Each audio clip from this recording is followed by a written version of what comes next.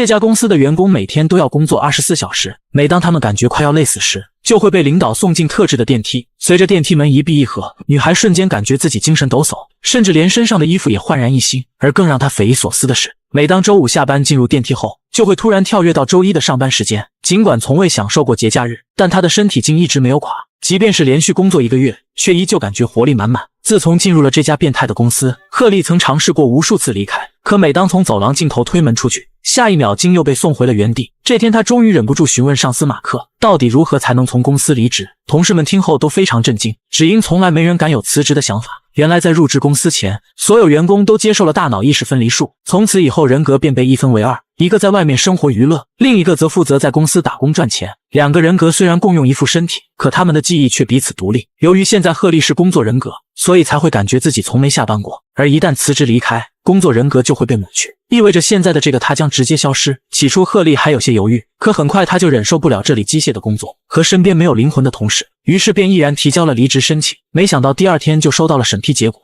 这令马克有些难以置信，还从没见过谁的申请这么快就能得到批复的。赫利则非常兴奋，以为终于可以结束这样的生活，然而却万万没想到，他的辞职申请并没有通过，原因竟是自己的生活人格拒绝辞职。赫利听后整个人当场崩溃，直接便冲进了卫生间。马克见状有些担心，却不知他竟在里面密谋着什么。在等了整整1个小时后，害怕赫利发生意外，马克便直接推门冲了进去，只一眼就发现了对方的小动作。原来他认为公司没有将辞职申请交给自己的生活人格，想通过留言的方式向其传递信息。马克好心的劝说他，电梯里安装了先进的识别器，一旦被检测到带着文字离开公司，将会受到严酷的惩罚。然而赫利却并没有就此放弃，回到工位后又在便签上写下留言，趁没人注意将纸条折好放进笔筒，再撕下一节胶带将其密封起来，随即迅速起身前往茶水间，准备用水将笔筒送进肚里。不料身后再次响起了熟悉的声音，但马克却并没有当场拆穿他，只是说即便是身体里的文字，识别器也一样能够检测，届时公司就会使用一些特殊手段，强行将它们从体内取出。无奈之下，赫利只好把东西吐了出来。既然没法通过电梯的检测，那么只能想办法从别的地方传递。这天公司组织参观自己的博物馆，因为一些管理上的分歧，马克和上司发生了争吵。不料这时赫利又趁机跑了出去，他便赶紧在后面奋力追逐，然而还是慢了一步。只见赫利取下墙上的灭火器，接着就使劲砸开走廊的窗户，将写好的纸张和身子伸了出去，试图以此切换回生活人格并看到信息。眼看就要大功告成时，却被及时赶到的马克拉了回去。由于赫利的行为触犯了公司条例，随后他就被送到小黑屋里，接受一种恐怖的惩罚。主管让赫利把手放在桌上的模板里，然后坐在他对面打开了设备，只有念完眼前的这篇忏悔声明，他才能离开小黑屋。虽然心里很不情愿，但赫利还是敷衍地照着上面念了起来。 Forgive me for the harm I have caused this world. None may atone for my actions but me. 然而在念完结束后，图谱上的声线却监测到赫利并不是真心的忏悔，随即经理便要求他再重复一遍。 Forgive me for the harm I have caused this world. All I can be is sorry, and that is all I am. Again. Really? Again, please.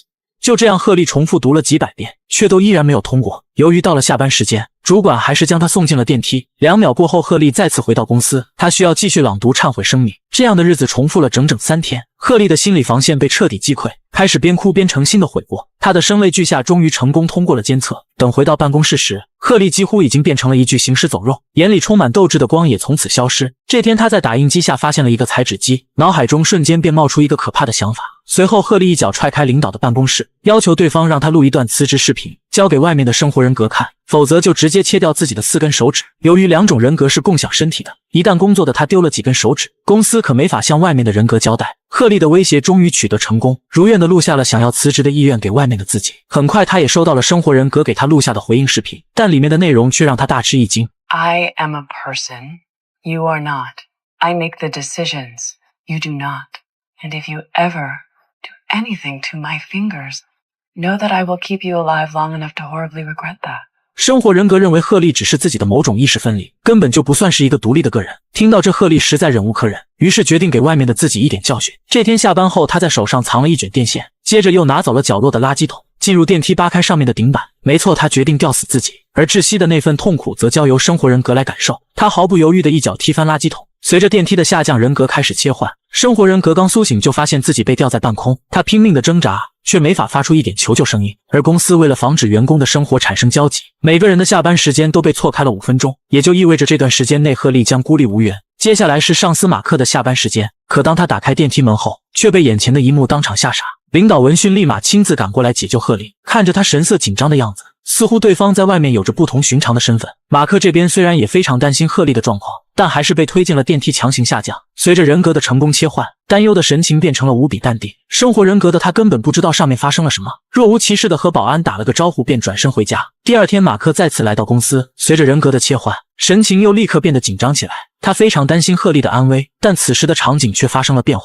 领导告诉他贺丽已经被送进了医院，虽然淤伤很严重，但好在没有生命危险。然而即便如此，贺丽的生活人格却仍不同意离职。马克听后十分震惊，难道他就不怕再次出现意外吗？很快贺丽就出院回到了公司，所有危险的物品全都被锁了起来。他也被安排了一份非常简单的工作，电脑屏幕上会有许多数字，当鼠标移动到上面时，他可以凭直觉判断它们的好坏，只需将自己感觉不好的数字删除即可完成任务。这天他遇到了一件诡异的事情，有几个数字变得越来越大，仿佛下一秒就要飞出屏幕。贺丽小心翼翼地将它们全部删除，这才终于松了一口气。他很好奇这些数字究竟代表了什么，便开始和身边的同事小胖讨论。由于对方从未见过外面的世界，因此在他的思想范畴中认为，现在的人类已经住到了大海深处，而他们排查杀死的这些数字，则是那些海洋中的垃圾。但贺丽却闪过一个不好的念头，万一这些数字代表的是人呢？没想到当天晚上，工作人格的小胖竟在外面的世界苏醒了过来，领导竟在下班时间将他激活，要求他继续加班。原来小胖拿走了公司里一张非常重要的卡片，他必须马上说出那张卡片在哪。小胖这才想起那天参观别的部门时，出于好奇随手摸走了一张不起眼的纸片，主管认为是有人出钱让他这么做的，因此愿意多花10倍的价钱让他供出那个人的名字。而小胖则表示拿走卡片纯粹是好奇，东西被他放在了厕所第3个隔间的盖子后面。这时一个男孩大喊着爸爸扑了上来，小胖一脸懵逼，不知道自己竟然还有个儿子。主管见状立刻拨打了紧急电话，将小胖的人格切换了回来，随即便微笑着离开了这里。但自此以后，小胖就再也没法专心工作，整日幻想着自己外面的生活多么的幸福美好。为了安抚他的情绪，主管特意安排了一场派对，死气沉沉的办公室也首次迎来了欢乐的气氛。然而即便如此，小胖却仍不为所动。从电脑反光中看到主管在身边蹦跶，小胖直接站起身将他按倒在地，并大声地呵斥他说出自己儿子的名字。好在同事们及时上前，七手八脚的这才把两人拉开。主管起身后当即气愤地表示，不仅会将此事上报给高层领导，还下令取消了整个办公室的派对。待对方走后，小胖立刻告诉众人，原来他们的人格在外面世界也是可以被激活的，公司管这叫紧急加班。接着便把自己的经历一五一十地说了出来。可如果想要见到儿子的话，他必须想办法再次启动紧急加班。 He's not your son, Dylan. He's your eldest son. That's bullshit. He's my son too. 这时贺丽突然灵机一动，既然公司可以在外面世界将他们唤醒，那么只要找到唤醒的方法，他们自己也可以进行同样的操作。满脑子只有公司记忆的众人很快就达成一致，决定要去外面的世界看一看。这时马克从兜里掏出一张安保部的门禁卡，他在今天早上刚上班就发现身上多了这么多东西，尽管不知道他是怎么来的，但这无异于给他们的出逃提供了重要的帮助。趁着午休，两人悄悄来到安保室，这里有着整栋楼所有位置的监控信息。在一个角落，贺丽发现了他们办公室几人的名字，这些装置应该就是控制他们人格切换的东西。通过查阅紧急加班手册，他们得知想要启动人格切换，公司里必须得留下一个人。小胖立刻想起当时经理拨打了电话，应该就是通知公司里的人控制开关。由于自己已经看过了外面的世界，小胖决定留在公司，把这次出逃的机会让给他们。很快来到了行动当天，众人紧张地等待着下班时间到来。这次计划一旦失败，自己的工作人格很有可能将被抹去，也就意味着他们将失去所有包括生命。马克恋恋不舍地看着贺丽，可他却直接转身走进了电梯。但就在梯门关上的前一秒，对方还是冲回来稳住了他。 In case we don't come back. I don't know. In case we do.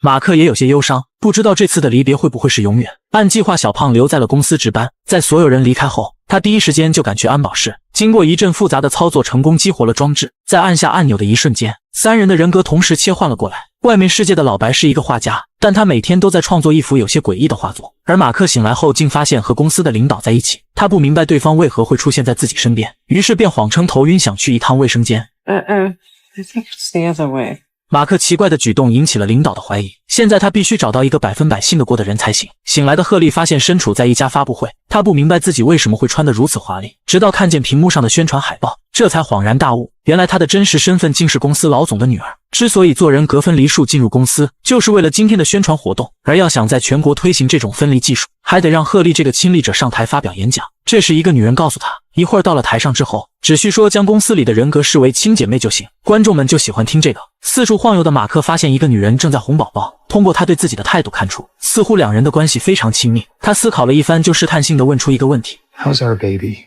I'm going to assume you mean that in the it takes a village sense. And she's good. She's hungry.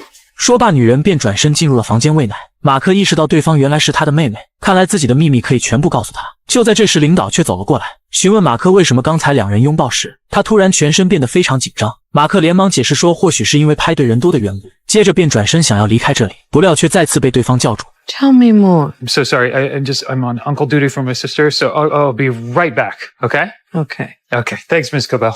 听到这，领导当即脸色大变，因为科贝尔是他在公司里的假名。他立马意识到大事不妙，便赶紧联系了公司里的老黑，接着就马不停蹄地往发布会赶去。如果现在的赫利也是工作人格，那么可能要出大事。冲到发布会现场后，领导一把抓住赫利，确认了对方就是工作人格。他彻底绷不住了，便威胁赫利，如果敢捣乱，将会抹掉他的工作人格，并让他的同事们接受最痛苦的折磨。然而即便如此，赫利走上台后，还是义无反顾地说出了公司最黑暗的真相。也许这次就是他此生仅有的机会。I'm an innie, and everything they told you about Severance is a lie. We're not happy. We're miserable. They torture us down there. We're prisoners. 就在这时，老黑冲进安保室，扑倒了小胖，将三人的人格再次切换回来。人生切割术第一季至此完结，感谢您的观看，我们下部作品见。